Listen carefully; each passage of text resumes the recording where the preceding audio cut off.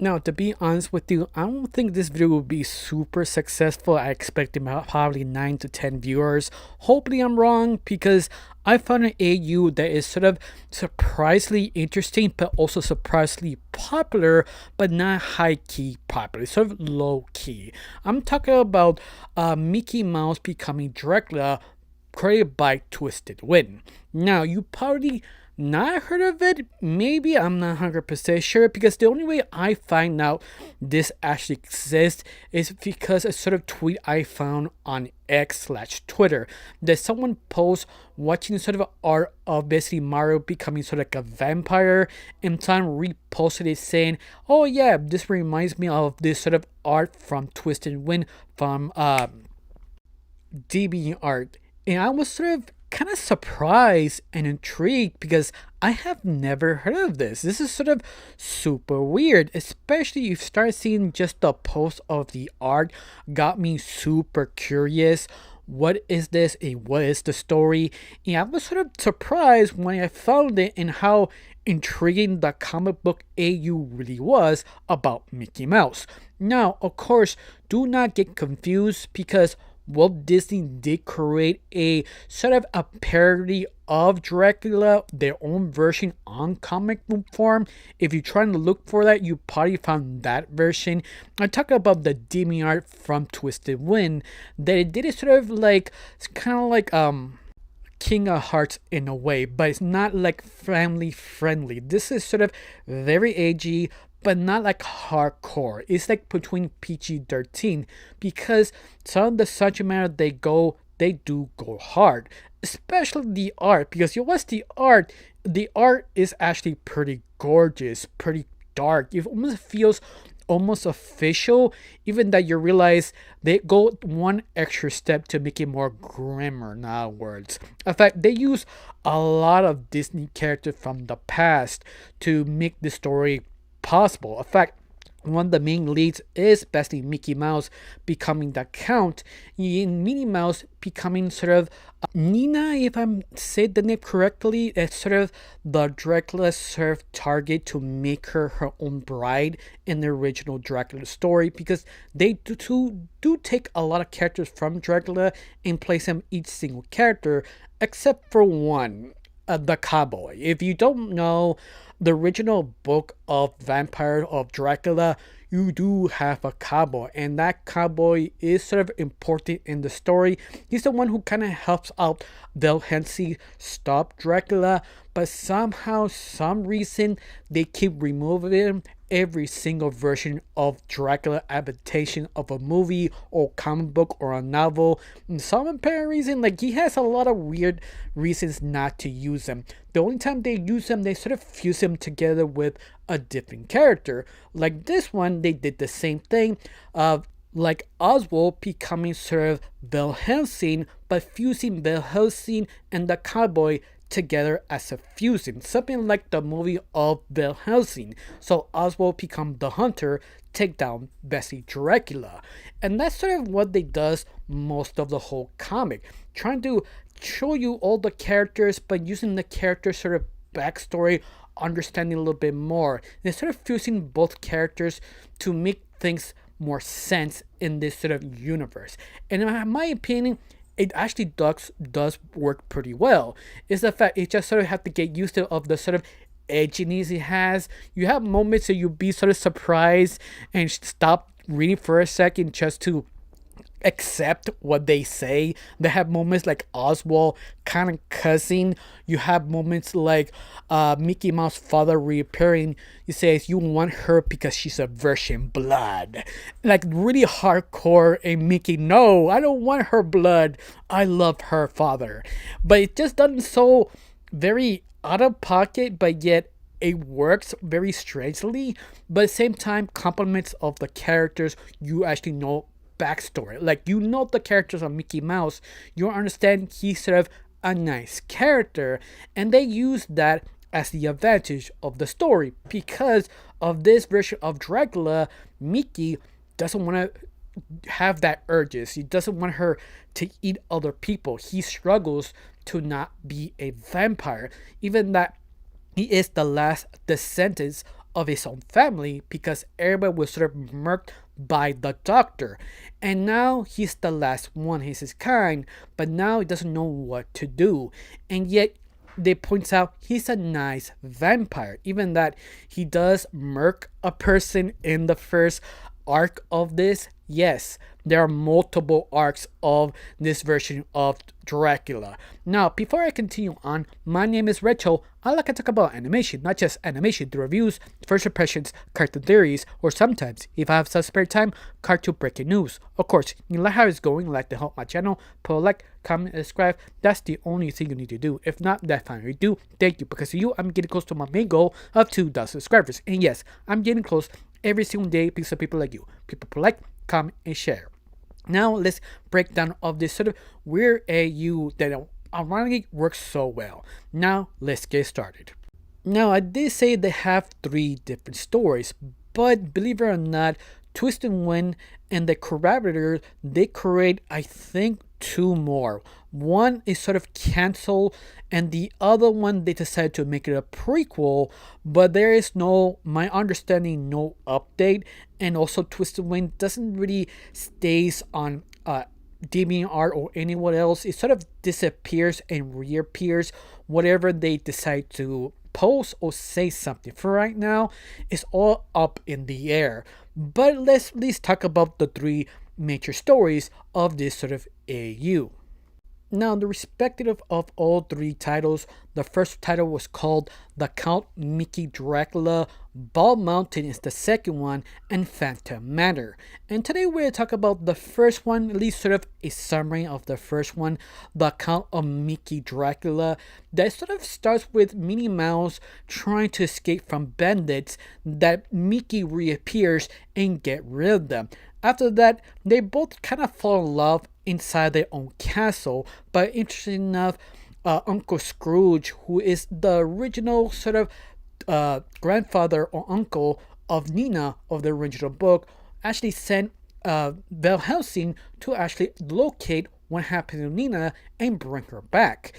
And this is the thing, this is interesting because nobody knows what actually happened to it. This is a part that sort of linked into the sort of the relationship of Mickey Mouse and Minnie Mouse. So you understand they automatically fall in love, and now sort of questioning what to do with Nina. Now, should I leave her or should I not? And this is what Van Helsing comes to see him suing to get Nina back. But interesting enough, you do see kind of backstory of this version of a Count, because he sort of struggles to be a Dracula. Especially you have little flashbacks here or there of his treatment as a child and how his father belittles him because he will not accept his vampire heritage. Sort of basically eating a woman who is sort of deserving according to his father, but yet he doesn't want to. And that's sort of a small images or sort of backstory of this Count. This was sort of alone and sad, especially you find out the doctor who basically eliminated his whole family, and he's the only one, but keeps sending sort of soldiers to actually finish the job, till the Helsing reappears and go one-on-one at it, understanding, okay, I'm here not for you, I'm here for Nina, or aka Minnie Mouse. Her uncle sent me to bring her back. And this is sort of discussion and fight of both of them, and they do actually fight, and the art style is sort of kind of unique, I have to admit. Something that just sort of kind of surprised you. But it's not about the fight, how Van Helsing attempted to take down Dracula and take Nina back, and the relationship. It's all about all 3 of them backstories, who they are, what they're doing. Even the side characters get a little bit shine because how one of the characters Van Helsing sees and recognizes, because it's a childhood friend back in the day used to hang out. Now she's a ghost. And this is how the story goes, learning the backstory of each single character, the relationship, the problems, and how they sort of deal in this sort of awkward situation that if Van Helsing wants to take out Mickey Mouse because he is a vampire, but yet he's not sure he was doing the right thing. And this is sort of the conflict of the first issue. Understand themselves, understand the situation, especially what happened to Minnie Mouse. Because in this version, the doctor get one up of Dracula, sees Dracula on the open. He decides to fire a weapon, but Nina sort of went from this shot and she took the hit. Now Dracula is desperate, doesn't know what to do. Nina is dying on her hands, so he does the unthinkable, turn her to a vampire. And that's sort of what happened of that story. Seeing what Dracula would do, suffering, losing so many things, not losing the one who actually loves. But I love that they do kind of have a conclusion that Nina's fine, she's pregnant for some apparent reason, Vincent is sort of cool with Mickey, but it's just sort of odd, interesting because you see other different characters reappearing, like what happened to Goofy and Donald. They're sort of assistants from Uncle Scrooge, especially Goofy. He is the doctor of Dracula for some apparent reason. It's weird, but yet, yeah, that makes sense, I guess. But that's sort of what kind of happened in this story. Understanding what happened to them in the past and present and how they deal with it running from themselves. But this story does get darker. In fact, Van Helsing kind of off someone at the very end of the comic because he found out who took her friend's life and he went back to that city and found the person and off them. Yeah, that cold blood. Like, that's sort of surprising how dark this sort of kind of novella kind of story. It worked in some apparent reason because at the very beginning, I'm not sure I actually enjoyed, but it is kind of interesting what kind of strange take they got this, especially the art works so hard to convince you the mood, the darkness. Of course, the second story is called Bald Mountain, and this is sort of maybe a reference of the short story of Fantasia about this sort of demon called, if I remember right, Balzova, I think it was called. I'm not 100% sure. That sort of demon who basically creates and takes life and tortures this sort of village.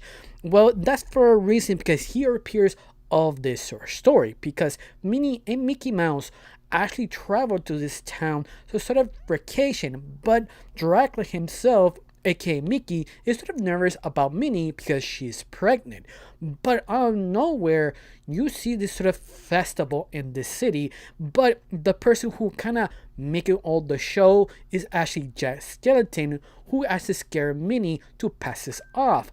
But this is sort of panicking. Dracula doesn't know what to do till she actually wakes up. Because of this, Jack Skellington sort of came up to front of them and saying, I apologize if I scared you, and give a thought to Mickey.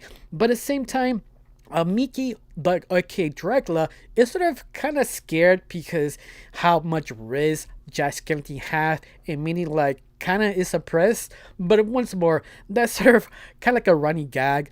But leaving it at that, they find out something's going on of this village because out of nowhere, the father of Mickey Mouse will reappear once again, taunting him, be humiliating him. He's not sort of give the standard of Dracula, but sort of not understanding how are you still alive? You're supposed to be dead.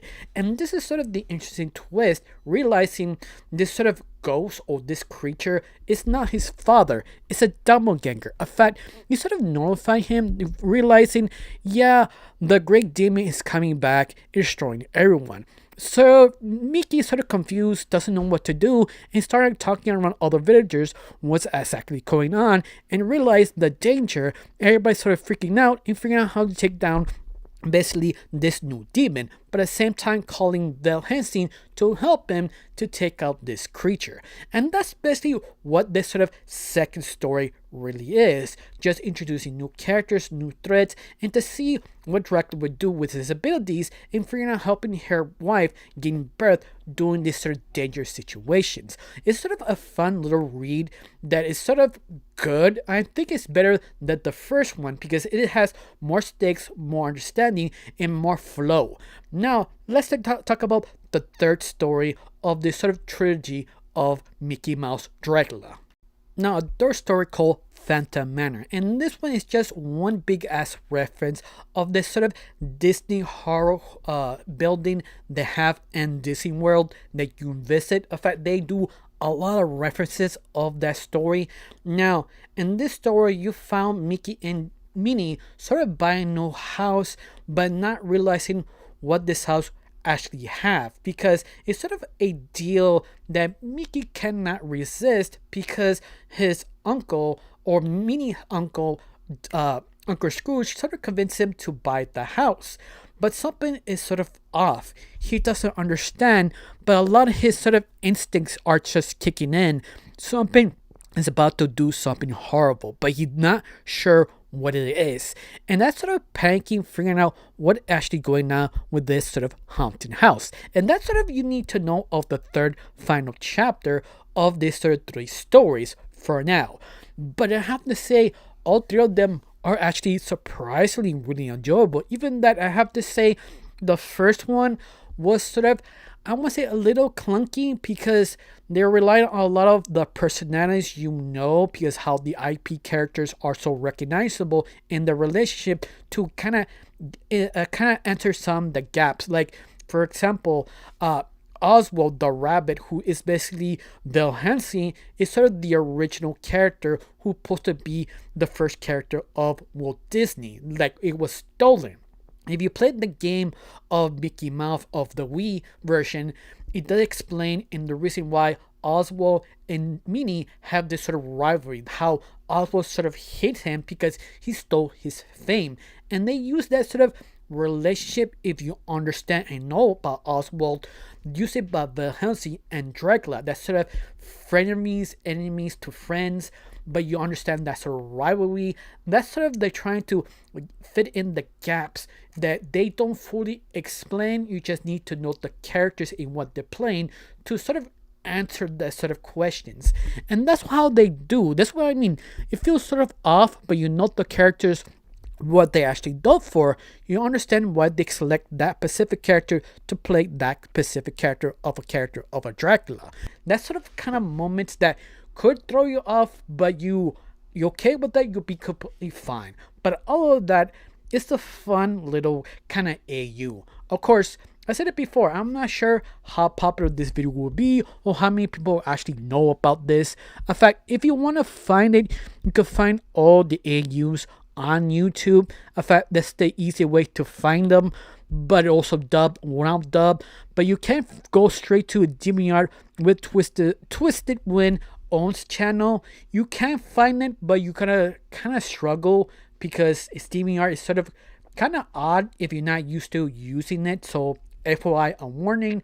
But all of that, have you seen this? How you heard it? Do you like it? Tell me down below. Let me know.